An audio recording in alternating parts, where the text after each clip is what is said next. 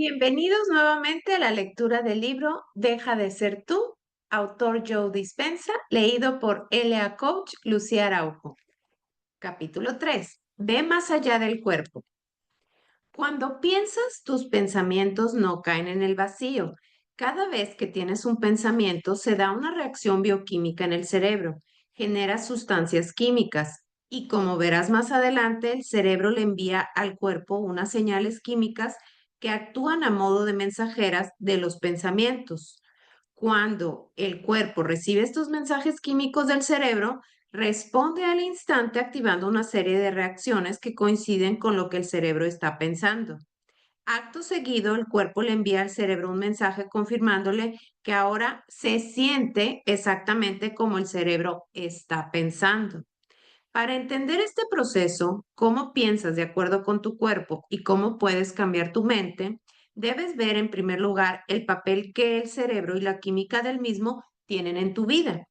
En las últimas décadas se ha descubierto que el cerebro y el resto del cuerpo interactúan mediante potentes señales electroquímicas.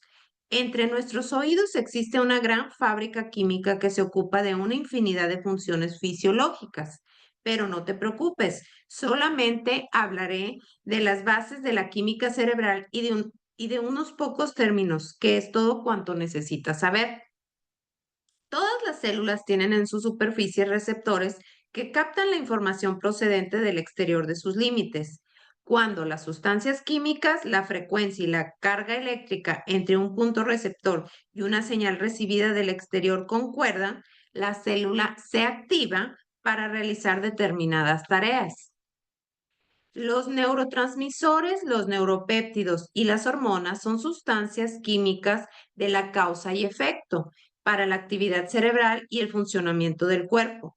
Estas tres clases distintas de sustancias químicas llamadas ligandos, entre paréntesis, la palabra ligare significa unir en latín, conectan a las células, las hacen interactuar entre sí o influyen entre ellas en cuestión de milisegundos.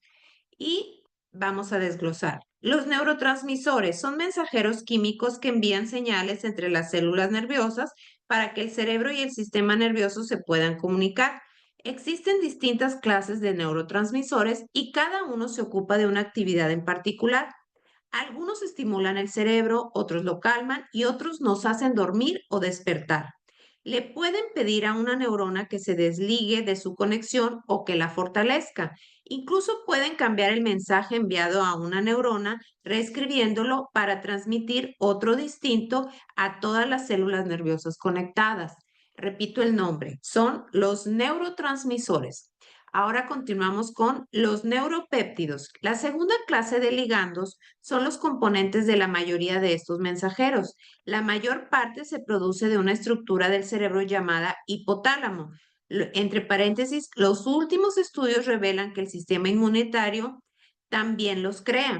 Se cierran los paréntesis. Estas sustancias químicas se transmiten a través de la glándula pituitaria y luego son liberadas en el cuerpo como mensajeros químicos con unas instrucciones en concreto.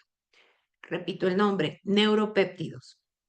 Mientras los neuropéptidos viajan por el torrente sanguíneo, se adhieren a las células de distintos tejidos, entre paréntesis, principalmente las glándulas, y después se transforman en la tercera clase de ligandos, las hormonas, que nos influyen para que nos sintamos de una forma en particular. Los neuropéptidos y las hormonas son las sustancias químicas responsables de nuestros sentimientos. Repito los nombres de los tres. Los neurotransmisores, los neuropéptidos y las hormonas. Para el propósito que nos ocupa, considera los neurotransmisores como mensajeros químicos procedentes sobre todo del cerebro y de la mente. Los neuropéptidos como los señaladores químicos que tienden un puente entre el cerebro y el cuerpo para hacernos sentir de acuerdo a nuestros pensamientos y las hormonas como las sustancias químicas relacionadas con los sentimientos en el cuerpo. Por ejemplo, cuando tienes una fantasía sexual, entran en juego estos tres factores. Primero, mientras empiezas a tener varios pensamientos, tu cerebro moviliza unos neurotransmisores que activan una red neuronal y esta a su vez crea imágenes en tu mente. Estas sustancias químicas estimulan la liberación en el torrente sanguíneo de unos neuropéptidos en concreto. En cuanto llegan a las glándulas sexuales, estos péptidos se adhieren a las células de estos tejidos, activan el sistema hormonal y, sorpresa, empieza a suceder lo que tú ya sabes. Has hecho que tu fantasía sexual fuera tan real en tu mente que tu cuerpo comienza a prepararse para una experiencia sexual, entre paréntesis, adelantándose al acontecimiento. Como puedes ver, la relación entre mente y cuerpo es poderosísima. De igual modo, si piensas que tienes que pedirle explicaciones a tu hijo adolescente por la bolladura que has descubierto en el coche, los neurotransmisores iniciarán en tu cerebro un proceso mental que te producirá un estado mental particular. Los neuropéptidos le enviarán químicamente al cuerpo una señal en concreto y empezarás a sentirte algo irritado. Cuando los péptidos lleguen a las glándulas suprarrenales, les harán liberar adrenalina y cortisol, dos clases de hormona, y ahora sí que te sentirás enojado de verdad. Químicamente, tu cuerpo está listo para la batalla. El bucle de los pensamientos y sentimientos. Cuando tienes distintos pensamientos, los circuitos del cerebro se activan en sus correspondientes secuencias, estructuras y combinaciones, que a su vez producen estados mentales afines a estos pensamientos. En cuanto se activan estas redes de neuronas, en particular, el cerebro produce sustancias químicas con una huella que coincide con estos pensamientos para que te sientas de forma parecida a lo que estás pensando. Por lo tanto, cuando tienes pensamientos positivos de agradecimiento, amor o alegría, produces sustancias químicas que te hacen sentir de maravilla, lleno de amor o alegría. Lo mismo sucede con los pensamientos negativos, temerosos o impacientes. En cuestión de segundos empiezas a sentirte negativo, preocupado o impaciente. Entre el cerebro y el cuerpo se da una sincronicidad a cada momento. En realidad, cuando nos empezamos a sentir de acuerdo con lo que pensamos, porque el cerebro mantiene una comunicación constante con el cuerpo, comenzamos a pensar de acuerdo con lo que sentimos. Repito, en realidad, cuando nos empezamos a sentir de acuerdo con lo que pensamos, comenzamos a pensar de acuerdo con lo que sentimos. El cerebro está controlando continuamente cómo se siente el cuerpo. Basándose en la respuesta química que recibe, genera más pensamientos que producen las correspondientes sustancias químicas que coinciden con el modo en que el cuerpo se siente, para que primero empecemos a sentirnos de acuerdo con lo que pensamos y luego a pensar de acuerdo con lo que sentimos. A lo largo del libro hablaré más a fondo de esta idea, pero por el momento considera que los pensamientos están relacionados sobre todo con la mente y el cerebro y los sentimientos con el cuerpo. Repito, por el momento considera que los pensamientos están relacionados sobre todo con la mente y entre paréntesis y el cerebro y los sentimientos con el cuerpo. Cuando los sentimientos del cuerpo coinciden con los pensamientos de un estado mental en concreto, mente y cuerpo actúan como una unidad. Y como recordarás, cuando funcionan al unísono, lo que crean es un estado del ser. Se podría decir que el proceso de estar continuamente pensando y sintiendo y pensando crea un estado del ser que a su vez produce efectos en nuestra realidad. Un estado del ser significa que nos hemos acostumbrado a un estado mental emocional, a un modo de pensar y de sentir que se ha convertido en una parte de nuestra identidad. Describimos quiénes somos basándonos en cómo pensamos y sentimos o existimos en el momento presente. Estoy enojado, estoy sufriendo, estoy inspirado, soy un inseguro, soy negativo, pero pensar y sentir igual que siempre durante años y pensar de acuerdo con esos sentimientos, entre paréntesis, el hámster en la rueda, crea un estado memorizado del ser en el que afirmamos tajantemente como si ya no pudiéramos cambiar. Yo soy. Significa que ahora ya nos definimos como este estado del ser. Nuestros pensamientos y pensamientos, aquí creo que querían decir, nuestros pensamientos y sentimientos se han fusionado. Por ejemplo, decimos, siempre he sido un vago, soy una persona ansiosa, soy un inseguro, tengo una baja autoestima, soy irascible e impaciente, no soy demasiado listo, etcétera. Y estos sentimientos memorizados consolidan nuestros rasgos de personalidad.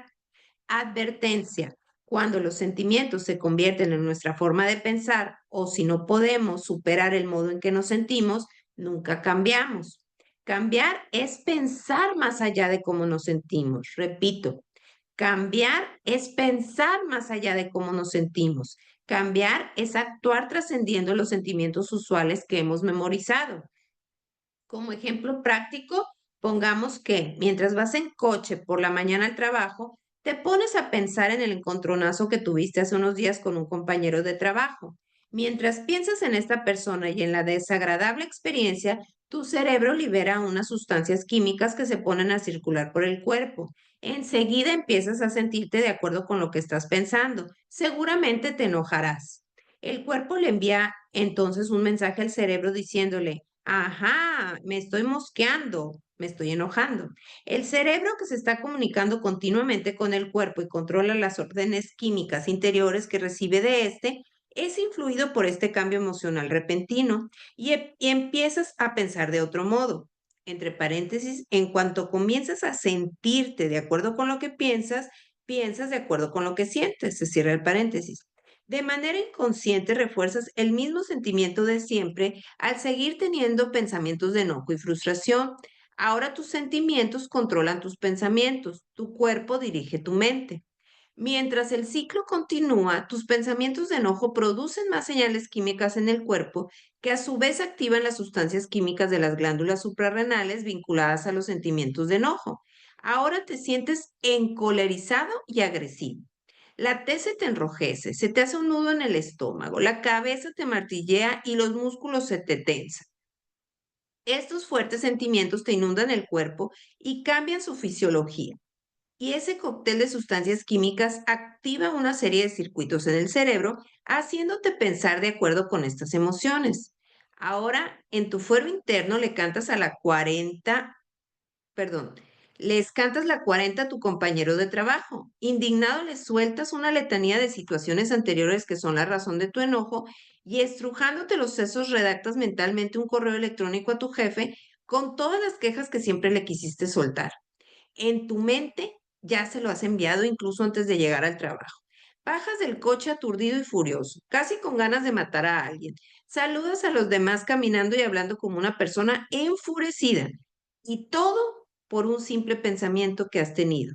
En este momento te parece imposible superar lo que sientes. Por eso te cuesta tanto cambiar. El resultado de esta comunicación cíclica entre el cerebro y el cuerpo es que sueles reaccionar de manera previsible en esta clase de situaciones. Los mismos pensamientos y sentimientos de siempre crean unas determinadas pautas mentales y emocionales y te comportas de manera automática sin darte cuenta al haber caído en esta rutina. Así es como funciona tu yo químico. ¿Es la mente la que controla el cuerpo o es el cuerpo el que controla la mente? ¿Por qué nos cuesta tanto cambiar? Imagínate que a tu madre le encantase sufrir y después de una larga observación, inconscientemente supieras que esta forma de comportarse le hubiera permitido salirse con la suya siempre.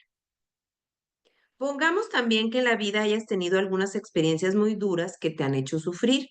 Estos recuerdos siguen provocándote una reacción emocional relacionada con una persona en concreto de un lugar y una época de tu vida. Has estado pensando en el pasado lo suficiente y esos recuerdos afloran a tu mente, incluso de manera automática. Imagínate ahora que durante más de 20 años has estado pensando y sintiendo, sintiendo y pensando en el sufrimiento. Ahora, para sufrir, ya no necesitas pensar en el episodio del pasado. Te resulta imposible pensar o actuar de distinta manera a lo que siempre estás sintiendo. Has acabado memorizando el sufrimiento con tus pensamientos y sentimientos recurrentes, el relacionado con aquel episodio y con otros de tu vida. Tus pensamientos sobre ti y tu vida están condicionados por los sentimientos de victimización y autocompasión. Los mismos pensamientos y sentimientos que has estado teniendo durante más de 20 años han hecho que tu cuerpo recuerde la sensación de sufrimiento sin darte cuenta. Ahora, eso te parece de lo más natural y normal. Es quien eres. Y siempre que intentas cambiar algo de ti, es como si volvieras al punto de partida. Vuelves a ser el mismo de siempre. Lo que la mayoría de la gente no sabe es que al pensar en una experiencia con una fuerte carga emocional, se activan en el cerebro las mismas secuencias y estructuras del pasado, y al activarse las redes neurales de esos circuitos se consolidan cada vez más. También se duplican las mismas sustancias químicas liberadas en el cerebro y el cuerpo, entre paréntesis, en diversos grados, como si en ese momento estuvieran viviendo de nuevo aquella experiencia del pasado. Estas sustancias químicas hacen que el cuerpo memorice aún más la emoción. Tanto los resultados químicos de pensar y sentir y pensar, como las neuronas activándose y conectándose juntas, hacen que la mente y el cuerpo activen una serie limitada de programas automáticos. Los seres humanos somos capaces de revivir un episodio del pasado una y otra vez, tal vez millares de veces en la vida. Esta repetición inconsciente es lo que habitúa al cuerpo a recordar ese estado emocional igual o mejor de lo que lo recuerda la mente consciente. Cuando el cuerpo lo recuerda mejor que la mente consciente, es decir, cuando el cuerpo es la mente, se le llama hábito. Los psicólogos afirman que a los 35 años nuestra identidad o personalidad está completamente formada. Significa que los que superamos esa edad hemos memorizado una serie de conductas, actitudes, creencias, reacciones emocionales, hábitos, habilidades, recuerdos asociativos, respuestas condicionadas y percepciones que ahora llevamos dentro programadas sin que nos demos cuenta. Estos programas nos dirigen porque el cuerpo se ha convertido en la mente. Significa que seguiremos pensando, sintiendo y reaccionando de la misma manera de siempre, comportándonos del mismo modo, creyendo los mismos dogmas y percibiendo la realidad de la misma forma. El 95% de quien somos al cumplir los 40 es una serie de programas subconscientes que se han vuelto automáticos, como por ejemplo conducir un coche, cepillarnos los dientes, reaccionar de forma exagerada cuando estamos estresados, preocuparnos por el futuro, juzgar a los amigos, quejarnos de nuestra vida, culpar a nuestros padres, no creer en nosotros mismos y seguir insistiendo en que y seguir insistiendo en nuestra infelicidad crónica, por nombrar unos pocos. Somos conscientes solo en apariencia. Somos conscientes solo en apariencia. Dado que el cuerpo se convierte en la mente subconsciente, es fácil ver que en las situaciones en que el cuerpo se convierte en la mente consciente ya no es la que dirige nuestra conducta.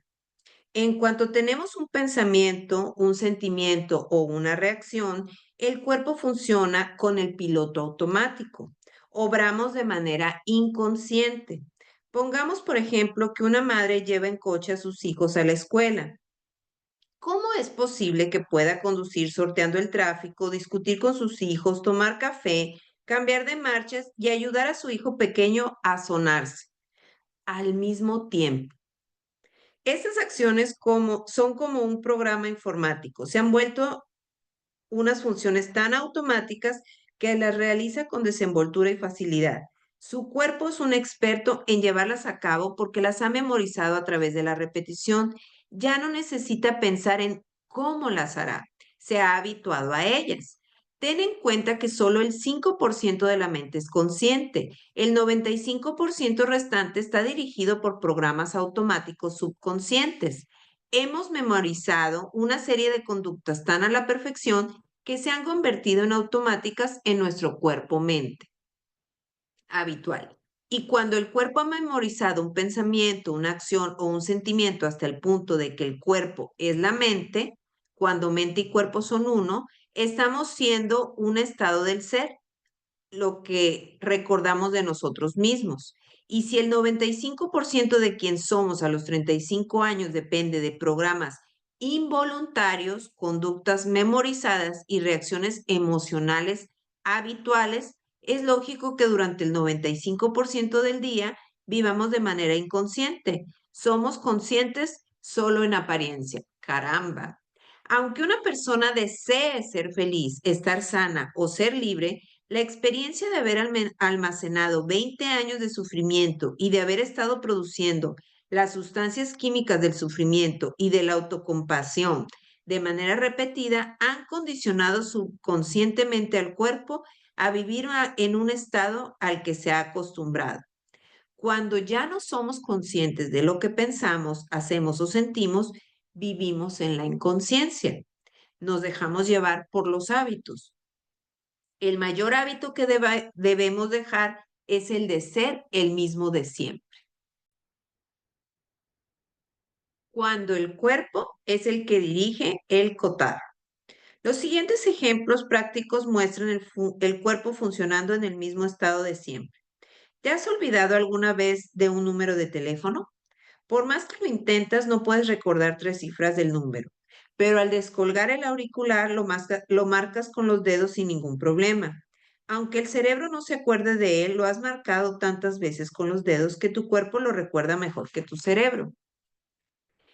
Y entre paréntesis aclara. Este ejemplo es para los que crecimos antes de que se inventara la función de marcado rápido en los móviles, aunque tal vez te haya pasado al teclear el PIN en un cajero automático o tu contraseña en Internet. Se cierra el paréntesis. También recuerdo que cuando iba al gimnasio después de hacer ejercicio estaba tan cansado de que no me acordaba de la combinación del candado de la casilla. Me lo quedaba mirando, intentando recordar en vano la secuencia de 3 cifras, pero cuando empezaba a girar el dial me venía la combinación a la memoria como por arte de magia. Como lo había hecho tantas veces, mi cuerpo recordaba la combinación mejor que mi mente. El cuerpo se había convertido subconscientemente en la mente. Recuerda que el 95% de quien somos a los 35 años depende de un sistema de memoria subconsciente en el que el cuerpo activa de forma automática una serie de conductas y reacciones emocionales programadas. Es decir, el cuerpo es el que dirige el cotarro. Cuando el sirviente se convierte en el amo, perdón. El cuerpo es el sirviente de la mente, pero cuando el cuerpo se convierte en la mente, el sirviente se convierte en amo. El que antes era el amo, entre paréntesis, la mente consciente, ahora está dormido. Si bien la mente sigue creyendo que dirige el cotarro, es el cuerpo el que influye en las decisiones de acuerdo con las emociones memorizadas. Si, por ejemplo, la mente quisiera volver a recuperar el control, ¿qué crees que diría el cuerpo? ¿Dónde has estado? Vuélvete a dormir. Yo ya me ocupo de todo. Tú ya no tienes fuerza de voluntad, la tenacidad ni la atención para hacer lo que yo he estado haciendo durante todo este tiempo mientras tú seguías mis órdenes sin darte cuenta. Incluso he modificado con el paso de los años mis receptores para servirte mejor. Creía ser tú la que dirigía el cotarro, pero era yo el que te ha estado influyendo y animando a tomar todas las decisiones de acuerdo con lo que te parecía adecuado y habitual. Y cuando el 5% de la mente consciente va en contra del 95% que funciona con programas automáticos subconscientes, el 95% actúa de un modo tan reflejo que solo es necesario un pensamiento fortuito o un estímulo del entorno para que active el programa automático de nuevo. Y entonces volvemos a pensar igual que siempre, actuar de la misma forma, esperando, sin embargo, que ocurra algo distinto en nuestra vida. Pero cuando intentamos recuperar el control, el cuerpo le indica al cerebro que nos aparte de nuestras metas. A la vocecita que parlotea en nuestra cabeza se le ocurren un montón de razones por las que no debemos intentar hacer nada extraordinario ni cambiar nuestra forma de ser de siempre. Saca a relucir cada una de nuestras debilidades, que también conoce y fomenta para impedírnoslo. En nuestra mente creamos el peor de los escenarios para no cambiar nuestros sentimientos de siempre, porque cuando intentamos eliminar las órdenes interiores que ya se han convertido en un acto reflejo, el caos se apodera del cuerpo. Sus insistencias interiores nos parecen irresistibles y la mayoría de las veces acabamos sucumbiendo a ellas. Entra en el subconsciente para cambiar. La mente subconsciente solo sabe hacer lo que le has programado. ¿Te ha pasado alguna vez que mientras tecleabas algo en el ordenador se ha puesto a funcionar de pronto con unos programas automáticos que no sabes detener? Cuando intentas detener con la mente consciente los programas subconscientes automáticos almacenados en el cuerpo, es como si le gritaras a un ordenador que se ha vuelto majareta con varios programas funcionando mientras en la pantalla se abren diversas ventanas, mostrándote más información de la que puedes manejar. ¡Para! El ordenador ni siquiera registra tus órdenes. Seguirá con lo suyo hasta que encuentres otra solución, hasta que te metas en el sistema operativo y cambies la configuración del equipo. En este libro aprenderás a entrar en el subconsciente y a reprogramarlo con una nueva serie de estrategias. De hecho, debes desaprender tus viejas pautas mentales y emocionales o deshacer los circuitos de tu cerebro y reaprender otras nuevas o renovarlos, basándote en quién quieres ser, en lugar de seguir siendo la misma persona de siempre. Cuando entrenas el cuerpo con una mente nueva, con una nueva mente, ya no puede ir uno por un lado y el otro por otro. Funcionan armoniosamente. Es lo esencial de cambiar, de reinventarse. Repito, cuando entrenas el cuerpo con una nueva mente, ya no puede ir uno por un lado y el otro por otro. Funcionan armoniosamente. Es lo esencial de cambiar, de reinventarse. Culpable hasta que se demuestre lo contrario. Ilustraré con una situación de la vida real lo que nos pasa cuando intentamos liberarnos de algún estado emocional memorizado y cambiar nuestra mente. Creo que todos nos identificamos con un estado del ser muy común, el sentimiento de culpa. Lo usaré para ilustrar prácticamente cómo este ciclo mental y emocional no nos favorece. Después describiré algunos de los intentos del sistema cerebro-cuerpo para seguir teniendo el control y mantener este estado negativo del ser. Imagínate que a menudo te sientes culpable por una razón u otra. Si algo sale mal en una relación, un simple malentendido, alguien convirtiéndote en blanco de su ira sin ninguna razón o cualquier otro problema, reaccionas culpabilizándote y sintiéndote mal. Imagínate que eres una de esas personas que no deja de decirse o de pensar, ha sido por mi culpa. Tras 20 años de estar haciéndote esto a ti mismo, te sientes culpable y tienes pensamientos de culpabilidad de manera automática. Te has creado un entorno de culpabilidad. Otros factores han contribuido a ello, pero por ahora me centraré en la idea de cómo tus pensamientos y sentimientos han creado tu estado del ser y tu entorno. Vez que tienes un pensamiento de culpabilidad, le estás indicando al cuerpo que produzca las sustancias químicas de las que se compone este sentimiento. Lo has estado haciendo tan a menudo que tus células están inmersas en un mar de sustancias químicas de culpabilidad. Con el paso del tiempo, los receptores de tus células se adaptan para asimilar y procesar mejor esta expresión química en particular, la del sentimiento de culpa. El mar de culpabilidad en el que están sumergidas tus células empieza a ser normal para ellas y al final lo que el cuerpo percibe como normal comienza a interpretarlo como agradable. Es como vivir durante años cerca de un aeropuerto. Te acostumbras tanto al ruido de los aviones que dejas de oírlo, a no ser que un avión vuele más bajo de lo habitual y el rugido del motor sea tan fuerte que te llame la atención. Lo mismo le ocurre a tus células. Acaban desensibilizándose a la sensación de las sustancias químicas de la culpabilidad. La próxima vez necesitarán para activarse que te sientas culpable con más fuerza e intensidad aún, un umbral de estímulos más alto. Y cuando el cuerpo recibe esta mayor dosis de sustancias químicas de la culpabilidad, las células se animan con el estímulo como cuando te tomas una primera taza del café del día. Al final de su vida, cuando cada célula se divida para formar células hijas, los receptores de estas células necesitarán un umbral más alto de culpabilidad para activarse. Ahora, tu cuerpo, para sentirse vivo, necesita una dosis emocional más alta de sentirse mal. Te has vuelto adicto al sentimiento de culpa y has sido tú el causante. Y cuando algo va mal en tu vida o fracasas en algo, supones automáticamente que la culpa es tuya. Pero ahora esta actitud te parece de lo más normal. Ni siquiera necesitas pensar en sentirte culpable. Sencillamente te sientes así. ¿No te das cuenta de que además de expresar que te sientes culpable con lo que dices y haces, tu cuerpo también quiere sentir el nivel de culpabilidad al que se ha acostumbrado?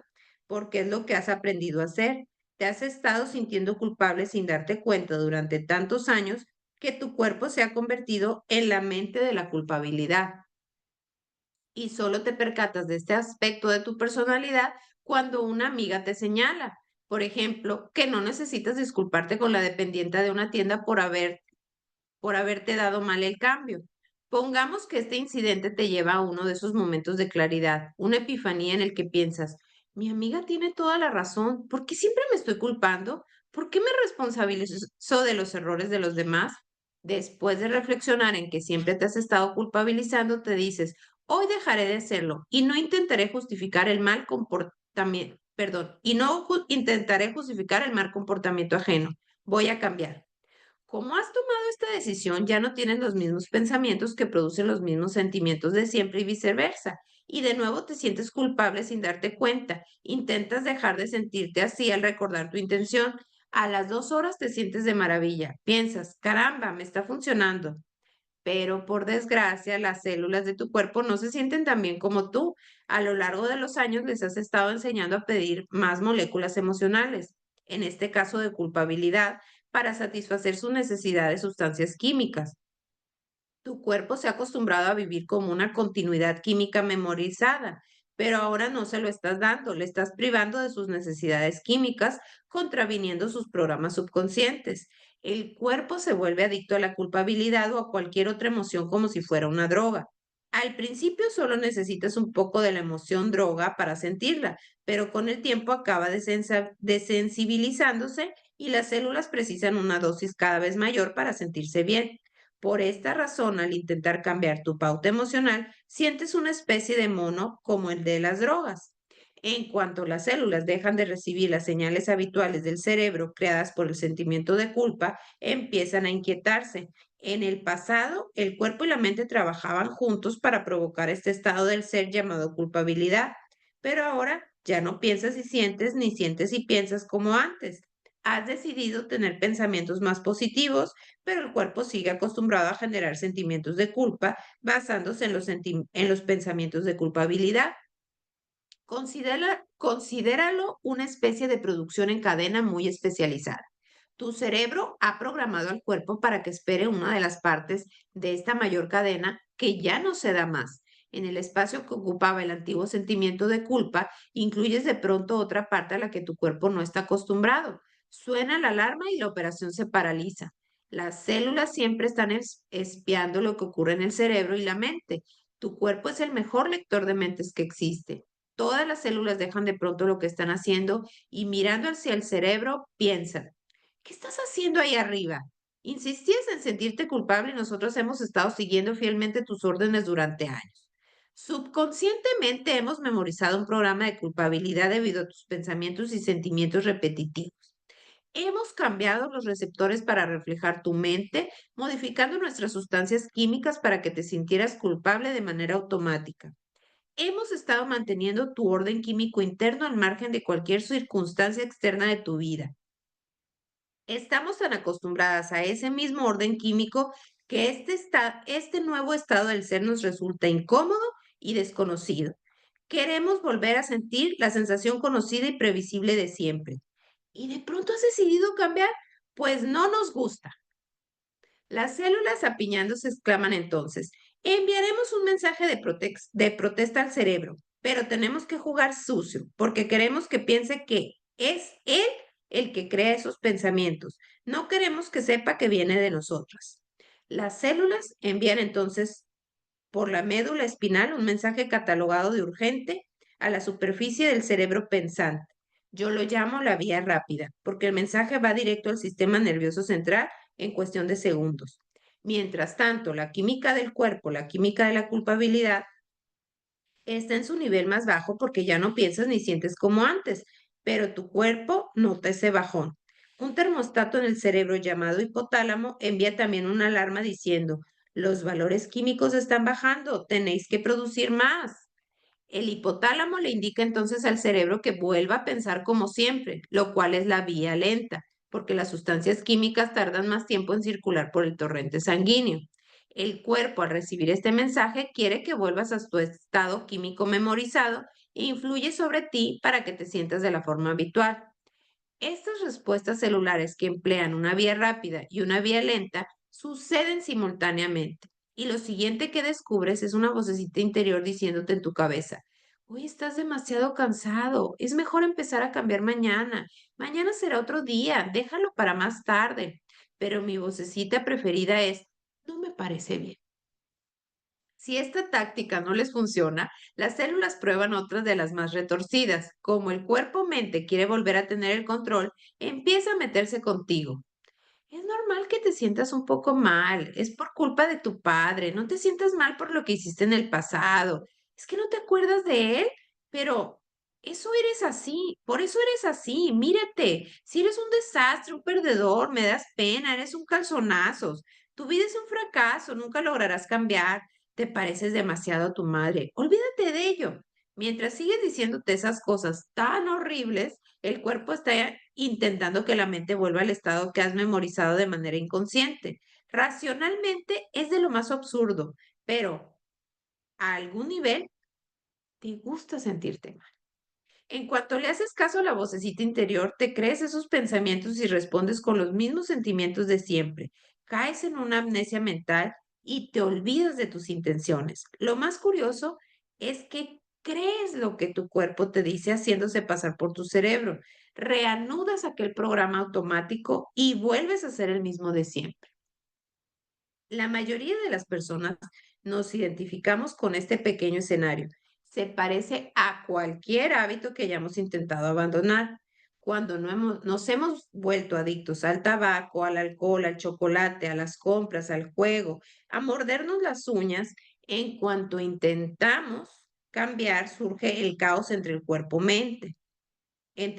y la mente. Nuestros pensamientos se identifican con el placer que nos produce el hábito.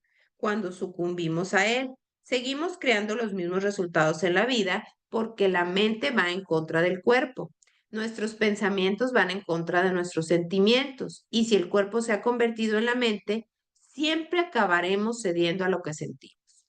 Mientras sigamos usando nuestros sentimientos habituales como barómetro, como respuesta de nuestros intentos de cambiar, no alcanzaremos la nueva meta que nos hemos fijado. Nunca seremos capaces de pensar más allá de nuestro entorno interior. Lo único que obtendremos será los mismos resultados negativos de siempre. Tal es el poder que nuestros pensamientos y sentimientos tienen sobre nosotros. La ayuda la tienes a tan solo un paso. El siguiente paso para dejar el hábito de ser el mismo de siempre consiste en comprender la importancia de que el cuerpo y la mente trabajen juntos y poner fin a la continuidad química de nuestro estado de sentirnos culpables, avergonzados, enojados o deprimidos. No es fácil resistirte a las exigencias del cuerpo para que restablezcas esa antigua orden química tan poco sana, pero la ayuda la tienes a tan solo un paso. En las páginas siguientes aprenderás que para cambiar de verdad es fundamental desmemorizar una emoción que se ha convertido en parte de tu personalidad y hacer que el cuerpo se acostumbre a una nueva mente. Es fácil creer que no hay nada que hacer al ver que la química de las emociones ha hecho que nuestro cuerpo se acostumbre a un estado del ser provocado a menudo por la ira, los celos, el resentimiento, la tristeza y otras emociones negativas. Después de todo, como ya he señalado, estos programas, estas inclinaciones están almacenadas en nuestro subconsciente. La buena noticia es que podemos tomar conciencia de estas tendencias. Más adelante profundaré sobre este concepto.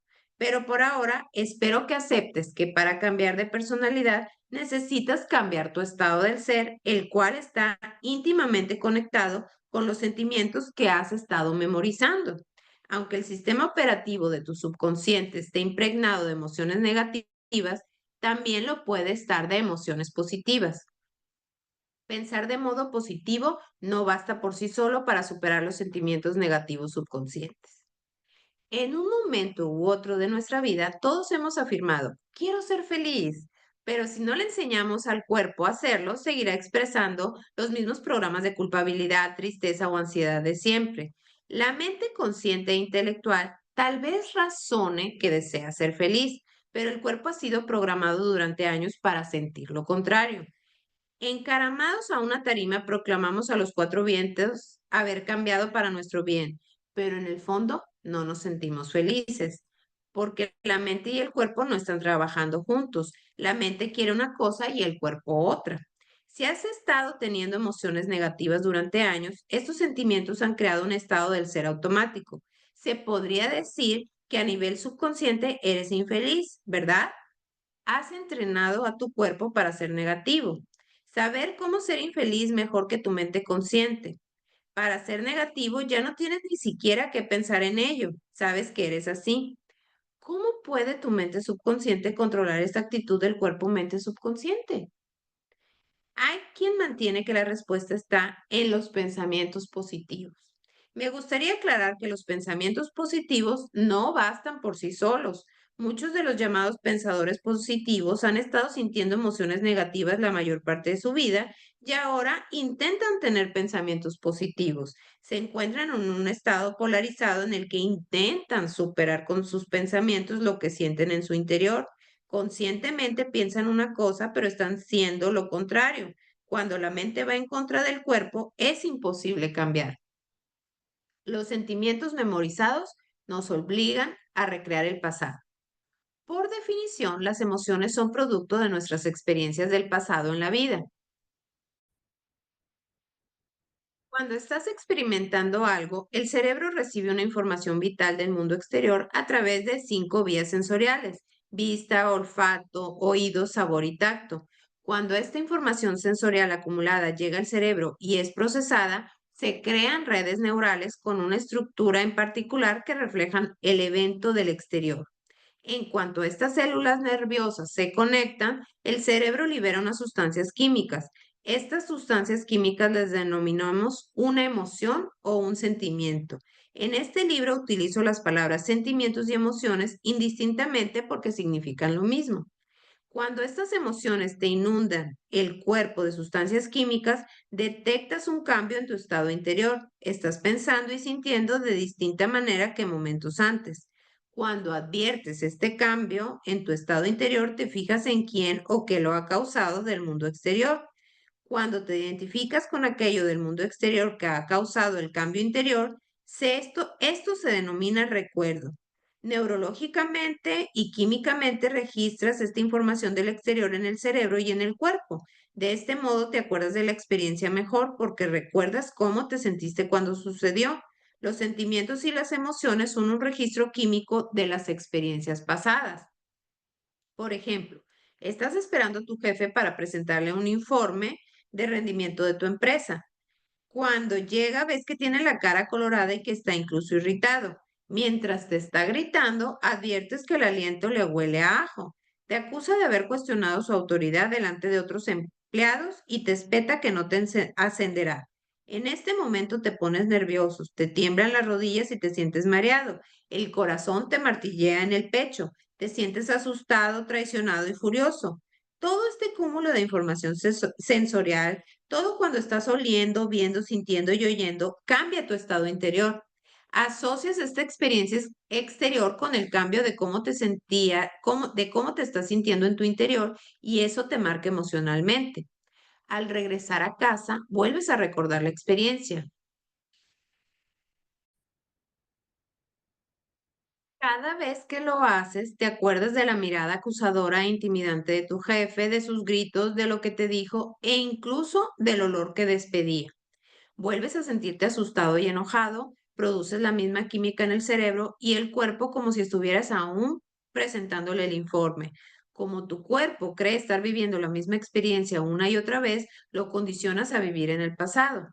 Analicemos esta situación un poco más. Considera tu cuerpo como la mente inconsciente o como un sirviente objetivo que sigue las órdenes de tu conciencia. Es un objetivo que no distingue las emociones provocadas por las experiencias del mundo exterior de las generadas por tus pensamientos en tu mundo interior. Para el cuerpo son lo mismo. ¿Qué ocurre si este ciclo mental y emocional de pensar y sentir de haber sido traicionado sigue dándose durante años? Si sigues aferrándote a esta experiencia con tu jefe o reviviendo esos sentimientos día a día, Le estás enviando continuamente unas señales a tu cuerpo por medio de las sustancias químicas de unos sentimientos que relaciona con el pasado. Como esta continuidad química le hace creer al cuerpo que sigue experimentando el pasado, continúa reviviendo la misma experiencia emocional. Cuando tus pensamientos y sentimientos memorizados obligan constantemente al cuerpo a vivir en el pasado, se puede decir que el cuerpo se convierte en el recuerdo del pasado.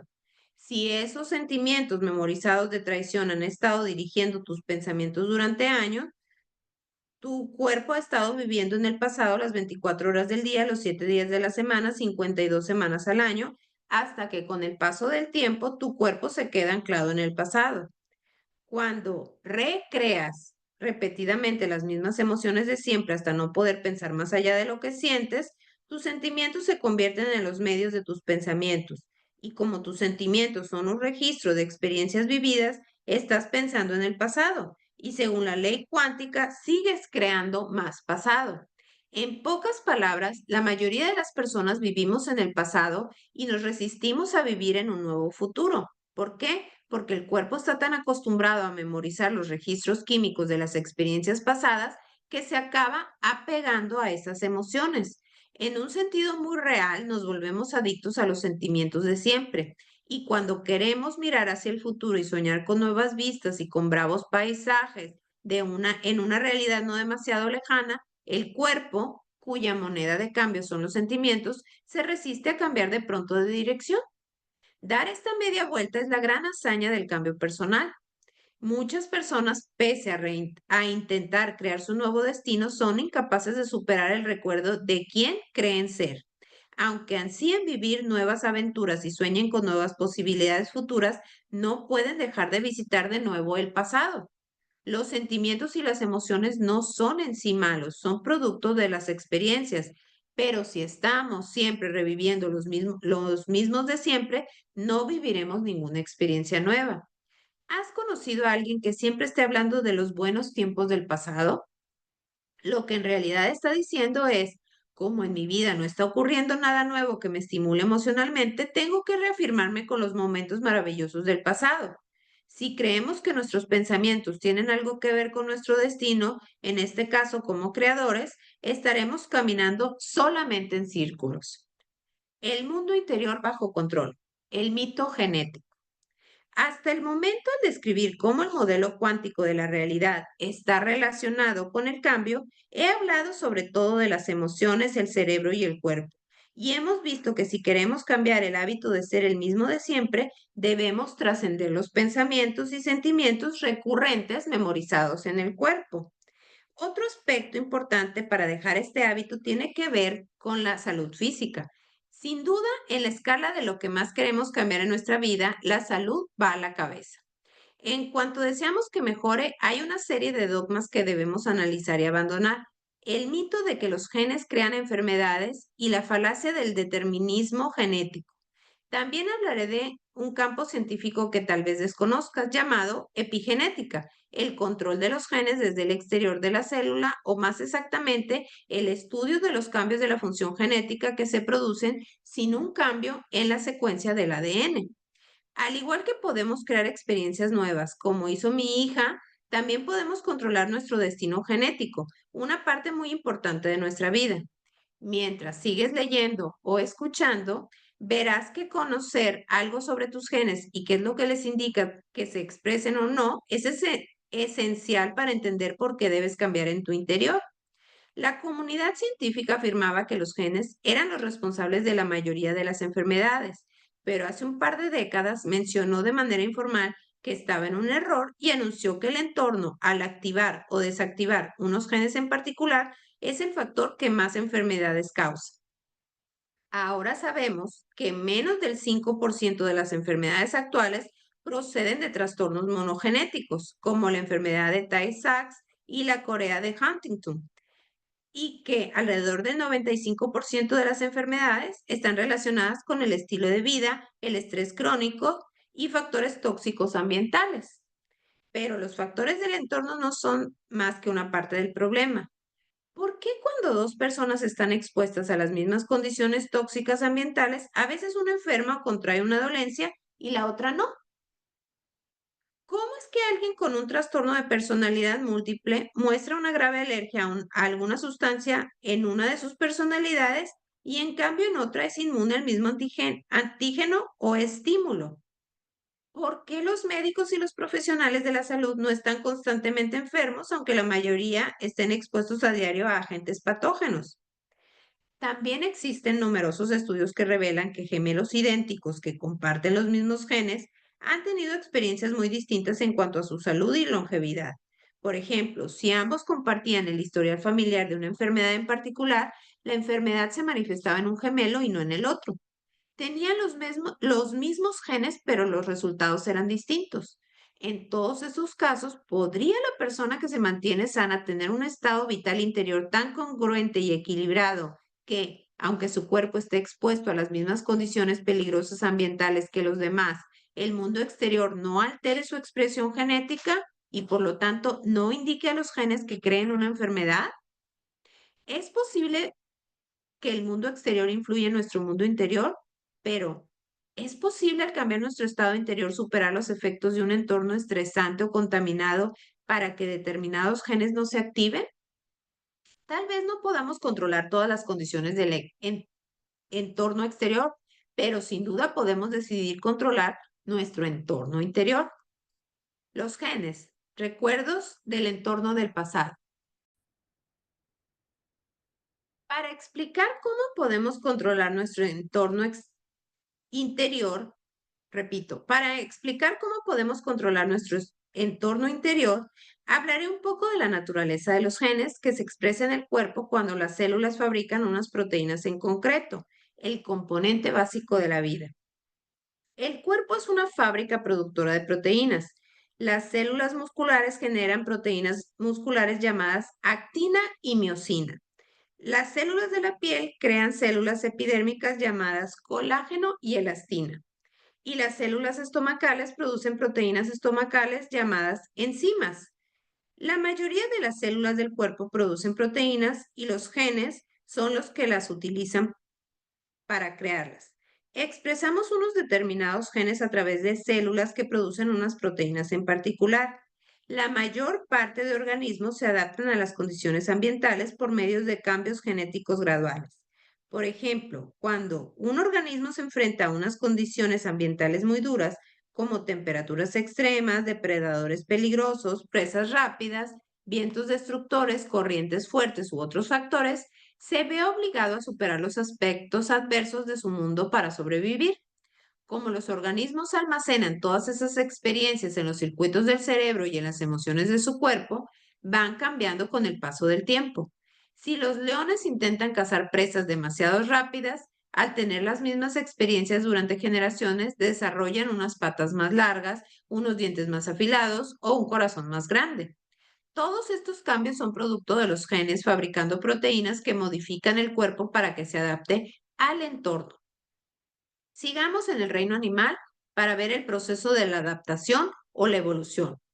Un grupo hipotético de mamíferos emigra a un hábitat donde la temperatura oscila de 26 grados bajo cero a 4 grados.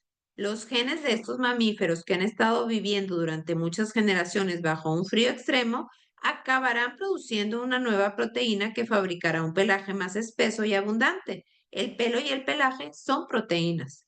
Numerosas especies de insectos han evolucionado adquiriendo la habilidad del camuflaje. Algunos de los que viven en los árboles y las plantas se han adaptado adquiriendo el aspecto de ramitas o pinchos para que los pájaros no los detecten. El camaleón es probablemente el camuflador más conocido y su capacidad de cambiar de color procede de la expresión genética de las proteínas. En estos procesos, los genes almacenan las condiciones del mundo exterior. La evolución consiste en esto, ¿no? La epigenética sugiere que indicamos a los genes que reescriban nuestro futuro. Nuestros genes son tan cambiantes como nuestro cerebro. Recientes investigaciones genéticas revelan que distintos genes se activan en distintos momentos, que siempre están cambiando y siendo influidos. Existen genes dependientes de las experiencias que se activan cuando se da el crecimiento, la curación o el aprendizaje. y genes dependientes de estados conductuales que son influidos durante el estrés, la estimulación emocional o el sueño. Uno de los campos más investigados en la actualidad es la epigenética. Significa literalmente por encima de la genética. El estudio de cómo el entorno controla la actividad genética. La epigenética contradice el modelo genético tradicional que afirmaba que el ADN controla toda la vida y que la expresión genética tiene lugar dentro de la célula. Este antiguo conocimiento nos condenaba a un futuro predecible en el que nuestro destino estaba condicionado por la herencia genética y la vida celular estaba predeterminada. En realidad, los cambios epigenéticos en la expresión del ADN se transmiten a las generaciones futuras. Pero, ¿cómo se transmiten si el código del ADN sigue siendo el mismo?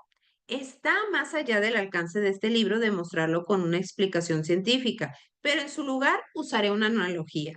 La secuencia genética se parece a un plano. Imagínate que dibujas el plano de una casa y luego lo escaneas y lo guardas en el ordenador. Después lo modificas con el programa Photoshop, cambiando una serie de características sin cambiar el plano. Por ejemplo, modificas la expresión de variables como el color, el tamaño, la escala, las dimensiones, los materiales y otros elementos. Miles de personas equivalentes a variables ambientales pueden producir distintas imágenes, pero todas ellas son expresiones del mismo plano. La epigenética nos permite pensar en el cambio con más profundidad. El cambio de paradigma epigenético nos da la libertad de activar la actividad genética y cambiar nuestro destino genético. En aras de una ilustración y la simplificación, cuando hablo de activar un gen al expresarlo en distintas formas, me refiero a encenderlo. En realidad, los genes no se encienden ni se apagan, se activan por medio de señales químicas y ellos se expresan a sí mismos de determinadas formas creando diversas proteínas. Solo por el mero hecho de cambiar nuestros pensamientos, sentimientos, reacciones emocionales y conductas, eligiendo, por ejemplo, un estilo de vida más sano en cuanto a la nutrición y al nivel de estrés, ya le estamos enviando a las células nuevas señales y estas expresan entonces nuevas proteínas sin cambiar el plano genético. Aunque nuestro código del ADN siga siendo el mismo, en cuanto se activa una célula de una nueva forma al disponer de una nueva información, la célula puede crear miles de variaciones del mismo gen. Podemos indicarles a nuestros genes que reescriban nuestro futuro.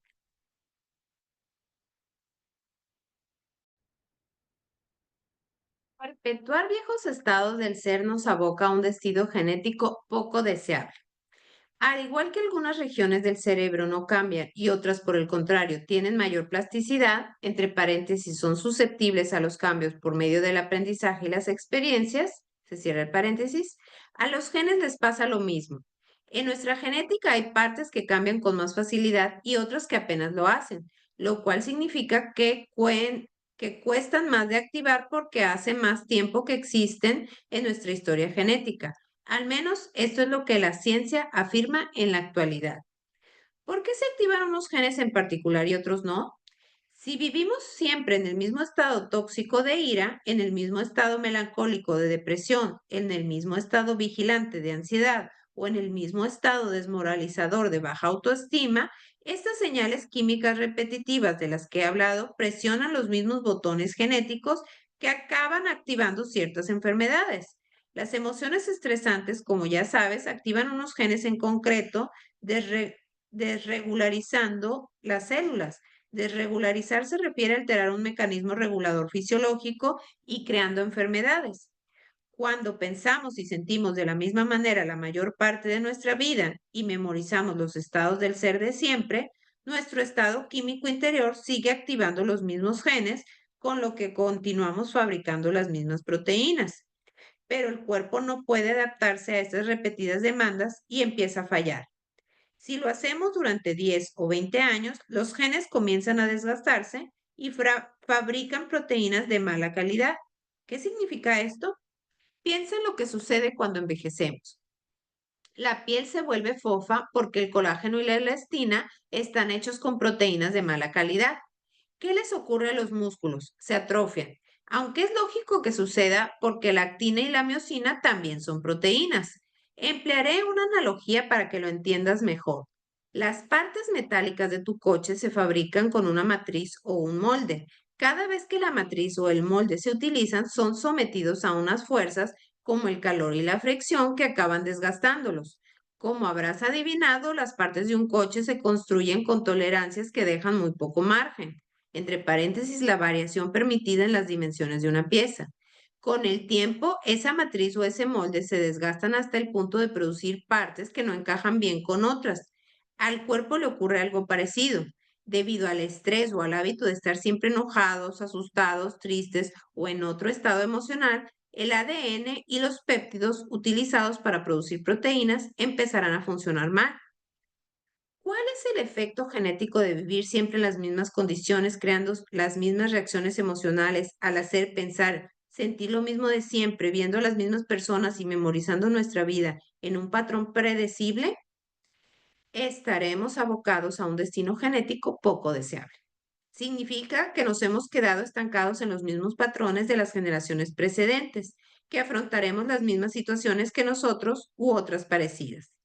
Y si solo estamos reviviendo los recuerdos emocionales del pasado, nos encaminaremos a un destino previsible. El cuerpo empezará a crear las mismas condiciones genéticas que afrontaron las generaciones anteriores. Mientras sigamos teniendo los mismos pensamientos día tras día, nuestro cuerpo seguirá siendo el mismo. Y si la ciencia nos dice que el entorno es el que activa los genes relacionados con la evolución, ¿qué nos ocurre si nuestro entorno nunca cambia? Y si hemos memorizado las mismas condiciones de nuestro mundo exterior y vivimos pensando y actuando y sintiendo siempre lo mismo, y si todo cuanto hay en nuestra vida sigue como siempre, acabas de aprender que el entorno exterior le envía químicamente señales a los genes a través de las emociones de una experiencia. Y si las experiencias de tu vida no cambian, las señales químicas que les envías a los genes tampoco lo hacen. Tus células no reciben ninguna información nueva del mundo exterior. El modelo cuántico afirma que emocionalmente podemos enviarle señales al cuerpo y alterar una cadena de acontecimientos genéticos sin necesidad de vivir físicamente la experiencia relacionada con esta emoción. No es necesario ganar una carrera para que nos, perdón, no es necesario ganar una carrera, que nos toque la lotería o que nos asciendan para sentir las emociones producidas por estos acontecimientos. Recuerda que puedes crear una emoción solo con el pensamiento. Puedes sentirte feliz o agradecido hasta el punto que el cuerpo empieza a creer que está viviendo esa situación en la vida real. Por esta razón, podemos indicar a nuestros genes que fabriquen nuevas proteínas para que nuestro cuerpo cambie antes de que la situación deseada se materialice.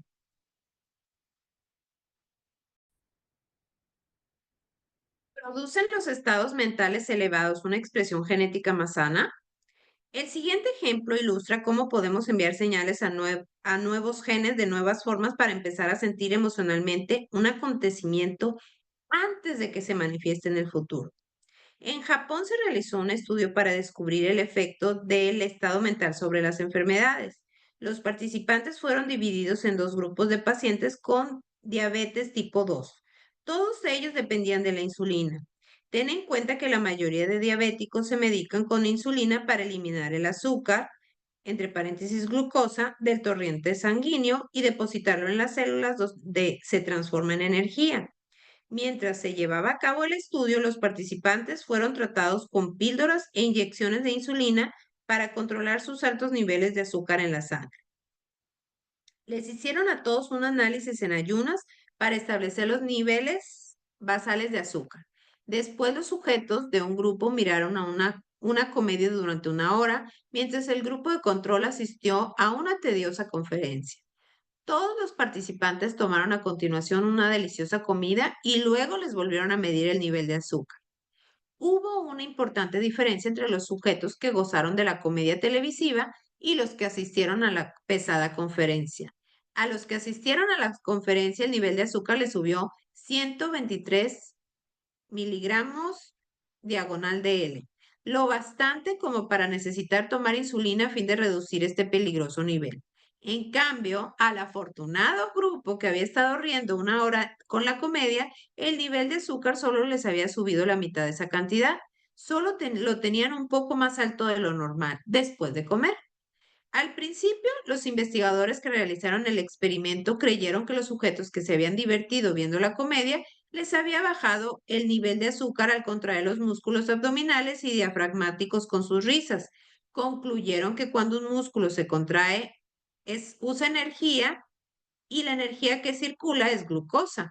Pero la investigación llegó más lejos. Al examinar la secuencia genética de los sujetos que se habían reído, descubrieron que esos diabéticos habían alterado 23 expresiones genéticas distintas al reírse con la comedia. Por lo visto, su elevado estado mental habría hecho que el cerebro enviara nuevas señales a sus células, con lo que se había producido aquellas variaciones genéticas que permitían a su cuerpo regular de forma natural los genes responsables de procesar el azúcar en la sangre. Este estudio reveló claramente que nuestras emociones pueden activar unas secuencias genéticas en particular y desactivar otras. Al enviarle señales al cuerpo con una nueva emoción, los sujetos que se rieron alteraron su química interior para cambiar la expresión de sus genes. A veces se da un cambio repentino y espectacular en la expresión genética.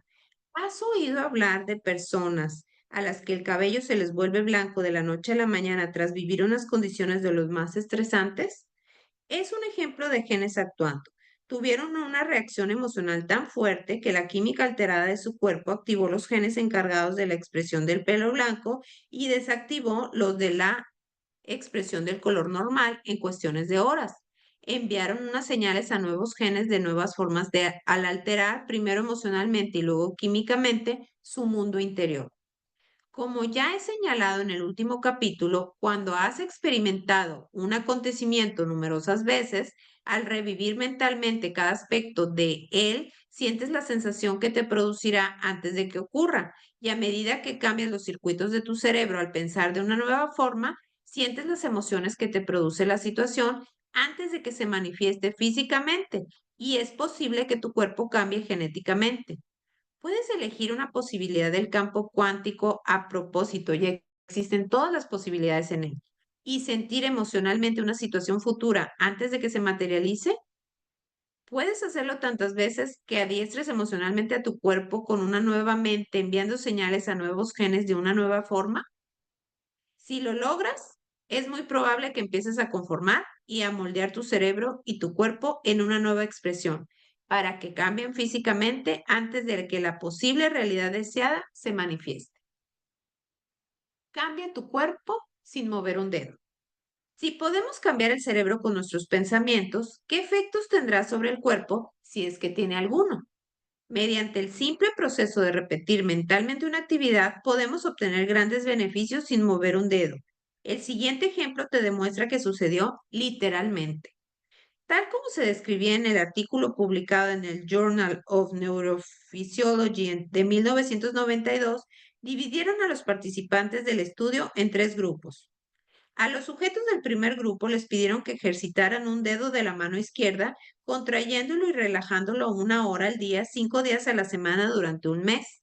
A los del segundo grupo les pidieron que repitieran mentalmente el ejercicio durante el mismo espacio de tiempo, pero sin mover físicamente el dedo.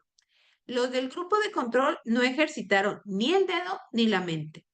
Al terminar el estudio, los científicos compararon los resultados. Los participantes del primer grupo y los del grupo de control fueron sometidos a una prueba para averiguar quiénes tenían más fuerza en los dedos. Una tarea para tontos, ¿verdad?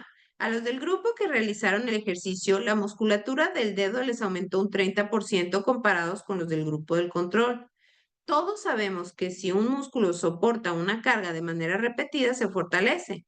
Lo que los científicos seguramente no se podían imaginar es que a los sujetos del segundo grupo que hicieron el ejercicio mentalmente, la musculatura del dedo les aumentó un 22%.